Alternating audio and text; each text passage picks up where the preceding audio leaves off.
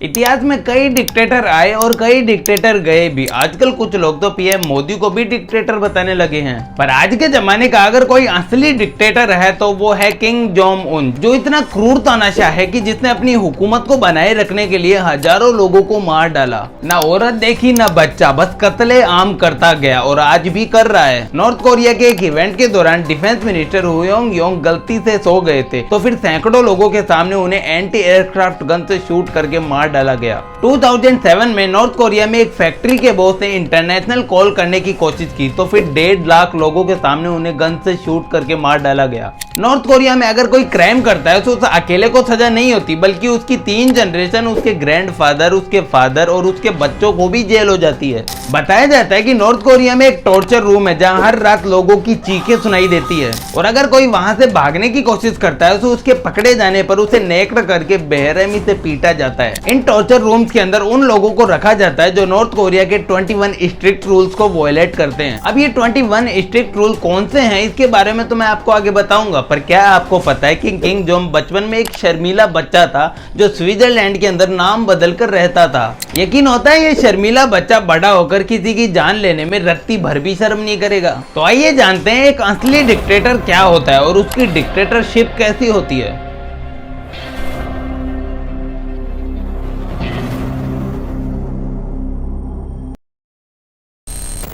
Kim Jong की dictatorship को समझने के लिए पहले यह समझना जरूरी है कि ये एक डिक्टेटर बना कैसे और इसके पास इतनी पावर आई कहां से।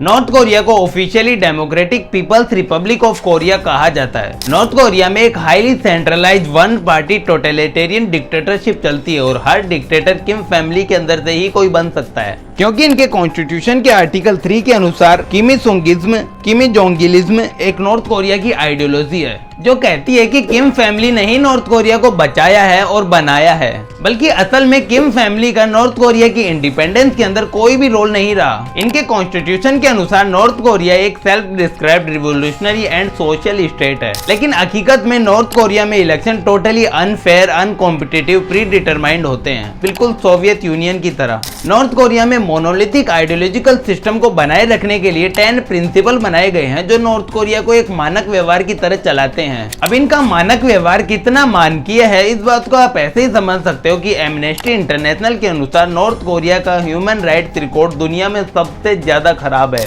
मतलब लिटरली लोगों के पास कोई भी राइट्स हैं ही नहीं, सब कुछ किम जोंग के हिसाब से ही होता है। अब इसके बारे में भी हम आगे बात करेंगे, बस फिलहाल आपको नॉर्थ कोरिया की थोड़ी सी हिस्ट्री समझाना जरूरी है ताकि आपको हर चीज एकदम क्लियर समझ में आ पाए।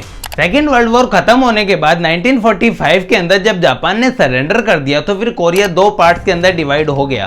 कोरिया के नॉर्थ पार्ट पर सोवियत संघ ने कब्जा कर लिया और कोरिया के साउथ पार्ट पर यूएसए ने कब्जा कर लिया। इसके बाद नॉर्थ और साउथ कोरिया के अंदर सरकार बनती है, पर ये जो सरकार है ये एक पपेट गवर्नमेंट की तरह काम करती है। मतलब इस गवर्नमेंट के अंदर काम तो कोरिया के लोग ही करेंगे, पर नॉर्थ कोरिया सोवियत की आइडियोलॉजी फॉलो करेगा जैसे डिक्टेटरशिप, और साउथ कोरिया यूएसए की आइडियोलॉजी को फॉलो करेगा जैसे डेमोक्रेसी। फिर 1950s के अंदर नॉर्थ कोरिया साउथ कोरिया पर अटैक कर देता है। 3 साल वॉर चलने के बाद में 1953 के अंदर ये वॉर खत्म हो जाती है। अब वॉर तो खत्म हो गई थी, लेकिन दोनों ही देशों ने पीस ट्रीटी साइन नहीं की, क्योंकि दोनों देश अभी भी यूएसए और सोवियत के इशारों पर ही नाच रहे थे, और सिर्फ इशारों पर नहीं चल रहे थे बल्कि सोवियत और यूएसए के दिए एड पर भी चल रहे थे।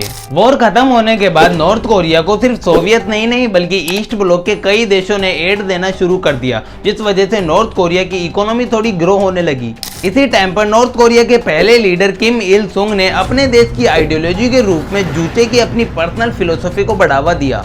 मतलब एक तरीके से खुद को नॉर्थ कोरिया का भगवान साबित करने पे तुल गए।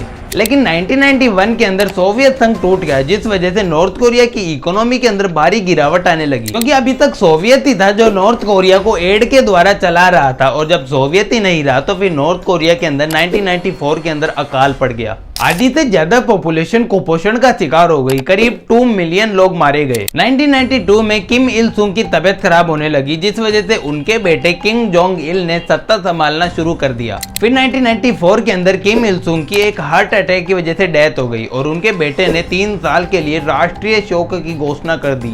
अब आपको ये सुनने में काफी अजीब लगे कि एक पॉलिटिशियन के मरने पे राष्ट्रीय शोक किस बात का, पर नॉर्थ कोरिया के लोग जो है वो मजबूर है, उनको बिना शोक के ही शोक मनाना पड़ता है। इसके बारे में भी हम आगे बात करेंगे। उसी टाइम 1994 में किम जोंग इल ने खुद को नॉर्थ कोरिया का नया लीडर या बोलूं तो नया डिक्टेटर घोषित कर दिया। और अब टाइम आता है आज के असली डिक्टेटर किम जोंग उन का।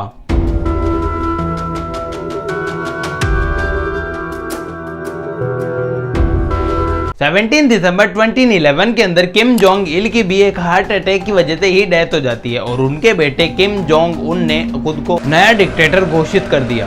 अब अगर किम के बचपन की बात करें तो फिर 1982 के अंदर किम पढ़ने के लिए स्विट्जरलैंड चले गए थे, लेकिन किम नॉर्थ कोरिया के प्रिंस नहीं बल्कि नॉर्थ कोरिया के एक वर्कर के बेटे की आइडेंटिटी लेकर पढ़ने गए थे और अपना नाम बदलकर पाक नाम रखकर स्विट्जरलैंड में पढ़ाई करी। उनके साथ वाले बच्चों ने बताया कि किम बचपन के अंदर काफी शर्मीले थे।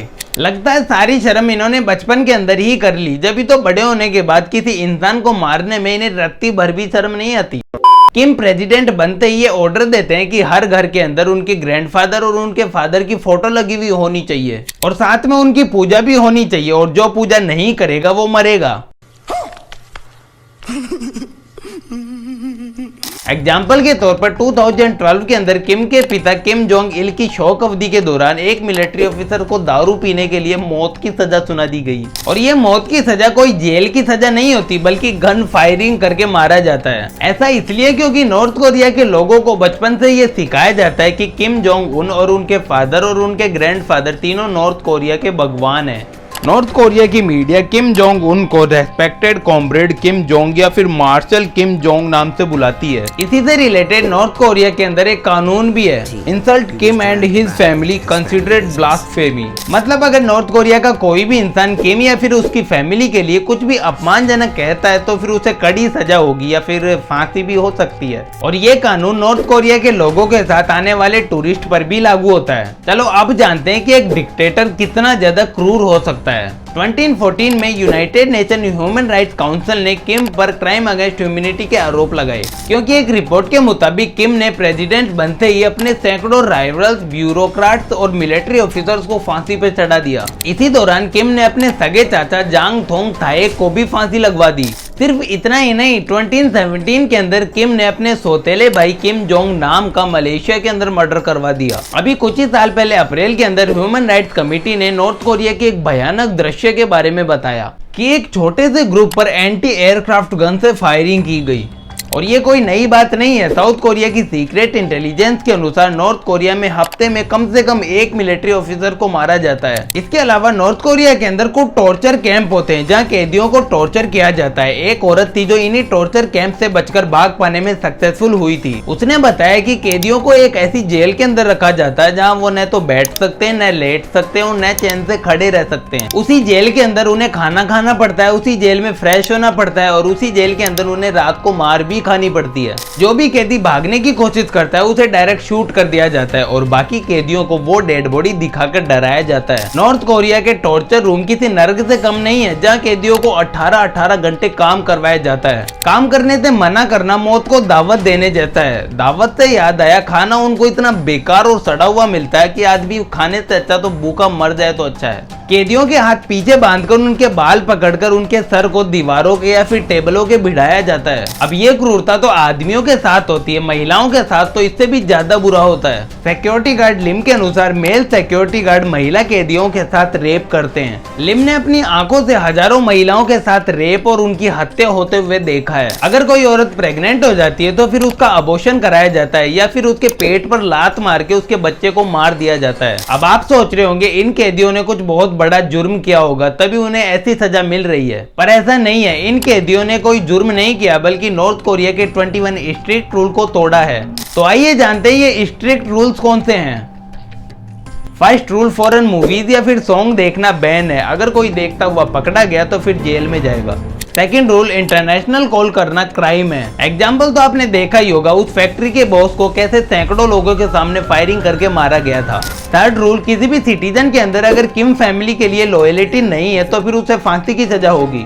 Fourth rule 3 generation punishment. अगर कोई क्राइम करता है तो फिर उस अकेले को सजा नहीं होगी बल्कि उसकी 3 जनरेशन को सजा होगी। Sixth rule government approval haircut. अगर कोई भी गवर्नमेंट के द्वारा बताई गई 21 हेयर कट के अलावा कोई और हेयर कट करवाता है तो फिर उसे जेल हो सकती है। Sixth rule on basketball rules. अगर कोई भी नॉर्थ कोरिया के बनाए गए रूल्स के अलावा दूसरे तरीके से बास्केटबॉल खेलता हुआ पकड़ा गया तो फिर उसे भी जेल होगी।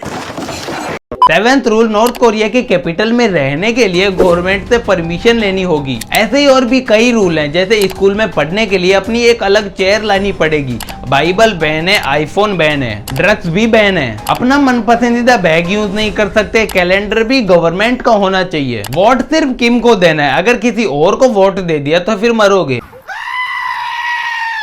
किम इल सुंग को अपना सच्चा और सुप्रीम लीडर मानना होगा, चाहे लड़का हो या फिर लड़की, मिलिट्री सर्विस देना जरूरी है। नॉर्थ कोरिया को छोड़कर बाहर नहीं जा सकते। ये थे नॉर्थ कोरिया के स्ट्रिक्ट रूल्स और उनकी स्ट्रिक्ट सजा तो आपको पता ही है। इसी वजह से नॉर्थ कोरिया दुनिया का सबसे घटिया देश है, जहां पैदा होना नर्क में पैदा होने जैसा है। अब आप कमेंट करके बताओ, अगर आपको नॉर्थ कोरिया में घूमने का मौका मिला तो क्या आप जाओगे?